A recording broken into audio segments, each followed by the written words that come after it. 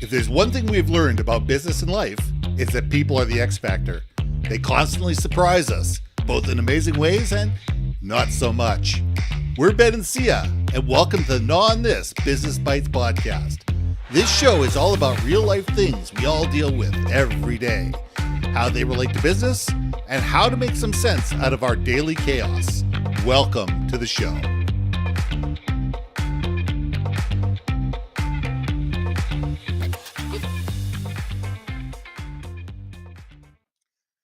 And welcome back to another episode of Gnaw on This Business Bites. I'm Ben, and this is Syya. And here's a question for you, as I have a question for you every week. Why do we ignore opportunities? There are so many opportunities that are in front of us on a daily, weekly, monthly, yearly basis, some big, some small. But the vast majority of us walk right past them. We look at things and go, "Meh," or we don't even think about them. We just go about our lives, live our lives, and think that, you know what I have is good enough. What's going on in my life is good enough, or I don't want to upset the apple cart, or you know what, that's too much bother. And with that, we miss opportunities. Whether that opportunity is to go out and there and watch a meteor shower at 11 o'clock at night, a full moon, go out and watch a sunset, or, take advantage of a business opportunity. It could be anything, could be absolutely anything, but we tend to sit there and go, that's a lot of work. I'm uncomfortable. I don't want to do this. Things are fine the way it is. I don't need to get out at 11 o'clock at night and get out of my nice, comfortable pajamas. So here's a question. Why do we miss opportunities? Syya, let's gnaw on this. Damn it. That's like a $1 billion question, It is. If we could actually, in our summary of life, draw up a list of missed opportunities, like for me, I can personally attest how huge that list is over the years. I mean, you literally Mm-hmm. made me instantly think of one example that really stands out to me was very early on in my life. I was in my early 20s. I was working at Disney and I was waiting on tables. Goofy's Kitchen, shout out. And there was a guest and we were just chatting it up, and like, as personable as I am, I get to know everyone's life story because Of if we're gonna course. sit, if I'm gonna sit with you for the next hour, might as well get to know you, right? And we were chatting it up, and they were asking me what my goals were, my plans were, and at that time, I really was interested in going to forensics, and Wow. I was just my love of puzzles. Mm-hmm. And the idea being like if you could solve the puzzle as to why, something happens or whatever whatever, right? And the guy looks at me. It was a gal, it was a woman. The husband and wife were looking at me, and she goes, "You know what? I really like your energy. You're early." I was still an undergrad at that point, and she goes, when you're further along and you really know what you want, by all means, please feel free to reach out to me. And Wow. she gave me her business card, Mm-hmm. Johns Hopkins Medical, and I was like, oh. And I'm like, wow, thank you so much. And we had a lot of, they actually hugged me goodbye, with their Mm-hmm. kids. We all high-fived and whatnot. And never followed through. Never emailed her. I still have the card. It's in my little memory box of a missed, and it's a reminder of a missed opportunity to me. And I regret things like that because why did I ever not reach out? I realized if you want to go into forensics or any kind of medical field, it requires you to actually be good at school And certainly sciences, which and I'd be good lost at at. studying and want to Yes. study for that long Uh-huh. persistence, discipline, Mm-hmm. tenacity, all that, of which I lacked in my 20s. And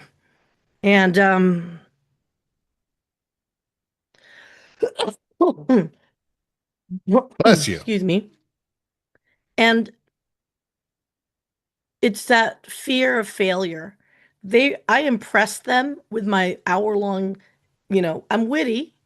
Thank you for that. I have a gift of wit, and I was afraid I couldn't sustain that wit for when it really, really mattered and counted. And so that's why I never reached out. I never followed through. I mean, she literally said, you can always reach out to me even before if you need guidance, advice. I mean, she offered to be a mentor to me. That word didn't exist in my brain yet at 20, 21 years old, like, No, still in college. I didn't understand. exactly.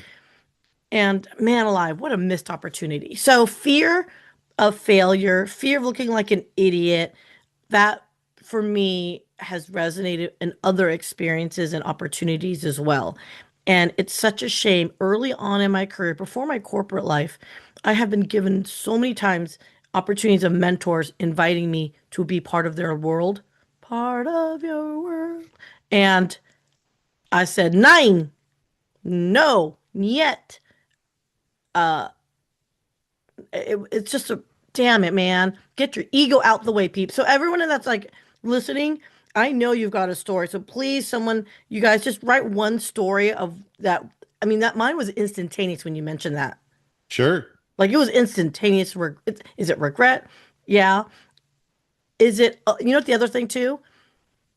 You just don't want to waste people's time. Like I'm so respectful of other people's time that if I'm Yes. not 100% committed, I almost feel like, oh, I'm not 100% committed. I don't want to bother them. Right? As opposed to, no, I'm not 100% committed. Maybe ask them about it and talk to them, be open to them so they can help guide you to say, yeah, you could, here's how we can help you get to 100 or let's explore why that's not 100. You know what I mean? Damn it, Janet. And I think that's an interesting point to get to. And I have a similar story. And maybe we'll get to it. Maybe we won't. But that's an interesting point. It says, "Am I good enough? You know, am I willing to take the risk to do this?" It's funny because there's statistics that out there. It says looking at applying for a job or applying for a raise or applying for whatever it is. Men, if they're 40%, if they look at all the criteria and they said, yeah, I've got 40 to 50% of these, criteria, and this is, broad brushstrokes, we'll go for it. Women, 90 to 95%. And I don't know if this is a cultural thing. I don't know if it's the way we're raised. I don't know if it's, the way we're brought up. But it's interesting that men will take a look at something and go, what's the worst that can happen? Where women will sit there and say, here are the worst things that can happen, and go through them step by step, piece by piece, one by one. And this is not all women, this is not all men. And I fully and truly absolutely believe this. But I see it more often than not because I do a lot of mentoring. I do a lot of mentoring both of young men and young women. And the number one phrase I end up telling women is get out of your own headspace. Get out of your own headspace. Stop the doubt factor. Stop giving excuses why you can't do something and just try, because you never know what's going to happen until you try.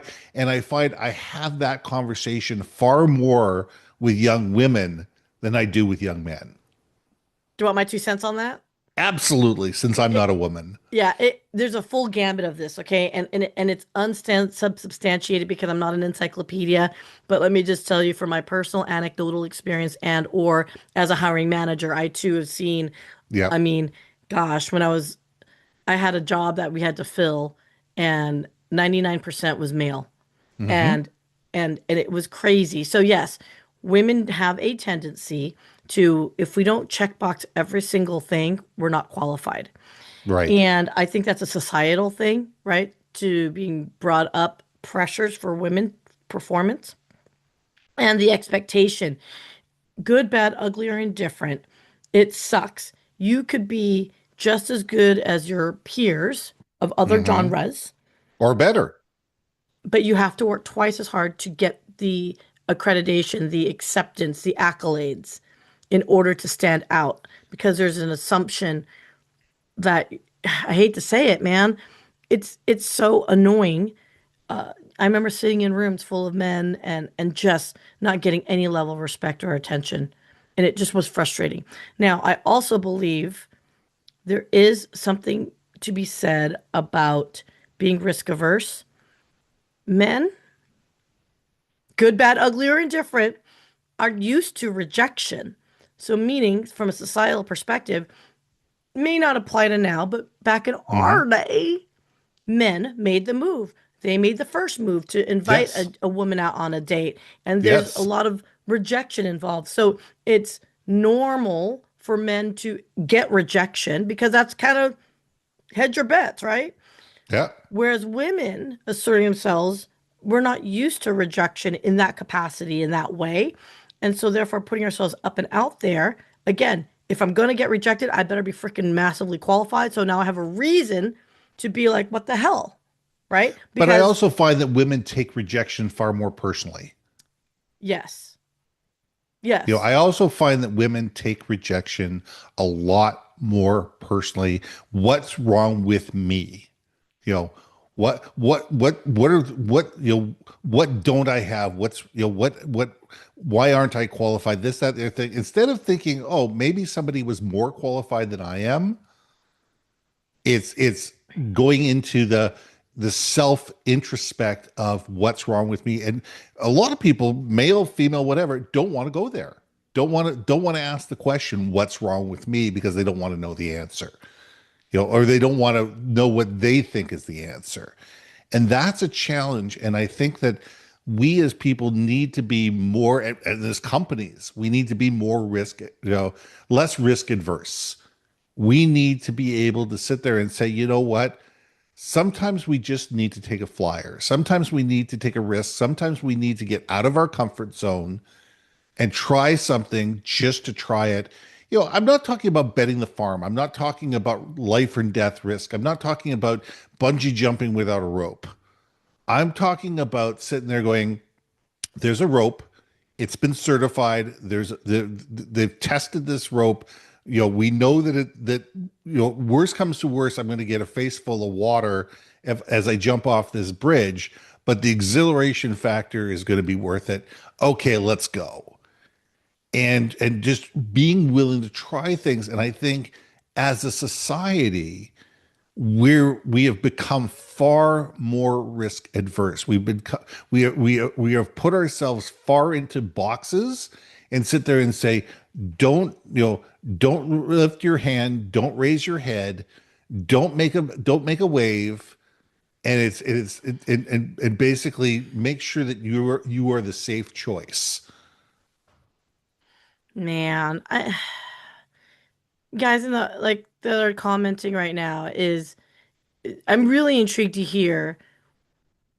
Do you think you are yourself a quote safe choice? Do you opt personally to be the safe choice? Because I'm really intrigued by our personal self-assessment. I Absolutely. know I am not a safe choice, as in I'm known and I've said it many times. I'm the kind that will jump off a cliff and build my parachute as I'm going down. I've done that all my life, and I don't know if it's because I lack certain, I don't know, EQ to be like, hey, idiot, you jumped off a cliff without a freaking parachute, right? Like, I don't have a fear chip now as like in my youth, in my 20s. Obviously, I did. Like, obviously, because my first Mm-hmm. story right off the bat, I Yeah. didn't because I was like, oh, am I good enough? But now, what part of it is life experience? Do you think it just goes away naturally with experience, Ben? Or do you think it's like learned intentionality? You know what I'm saying? Like, Yeah, I think it can go one of two ways. People can either become more introverted and more risk adverse and basically shrink further as they get older, or they can just basically say, "Hey, listen, when I'm an old lady, I'm going to have blue hair, or I'm going to wear purple." And there's the people that sit there and say I've reached the age of not giving a care. I've reached the age of just sitting there going, I don't care what people think. I don't care what people look at me. This is who I am. This is who I do. This is why I wrote my book, Powerful Personal Brands, a hands-on guide to understanding yours. Because most people don't understand who they are, what they do, why they do it, who they do it for. Realizing that 99.999% of the world will never care about you, will never know who you are, will never see you as valuable, and it doesn't matter because you can't please everybody. I've said it before, I'll say it again. You want to make everybody happy, sell ice cream. But I Hmm. think we need to look at this at ourselves and the world and sit there and say, look, I can't please everybody. I can't do everything. I need to be happy with who I am. I need to leave this life with no regrets. I need to leave this life doing the things that I thought were important. And whether those things are big, whether they're small, some people take massive risks. You're running for president of the United States. That's a massive risk. Some people It's a bunch change of their shit. something. You're full of something. Some people change their shampoo, and that's a big Yeah. risk for them. But you need to live within your comfort zone, but you always need to sit there and scare yourself a little bit. You always need to sit there and say, hey, listen, how do I extend this? How do I push a little bit on the edges? How do I bend the rules without breaking them? If breaking the rules is just a non-starter, how do I bend the rules? And how do I take a risk that is going to enable me to get to that rock concert across a border when, everybody is telling me you can't go? It's a matter of us looking at this, and we could talk about this forever, but we need to land this plane. But I look at this and sit there and say, we as individuals, as companies, as managers, as leaders, or stuff like that, we need to enable people to have trust in themselves, trust in the organization, and belief that they can have this ability to, you know, be less risk adverse and make small mistakes and say it's not going to cost me my career. It's going to be a learning experience. And I think that that's what I really want people to learn is that risk is a learning experience. And sometimes you're going to win, sometimes you're going to fail, but you're always going to learn. Mm, can't say that better, man. So let's leave it there. I'm Ben, And I'm Sia. and we'll see you soon. Hey, hey, hey. Thanks for listening to another episode of Not On This Business Bites. If you liked what you heard, we most humbly ask that you like, share, and hit that subscribe button.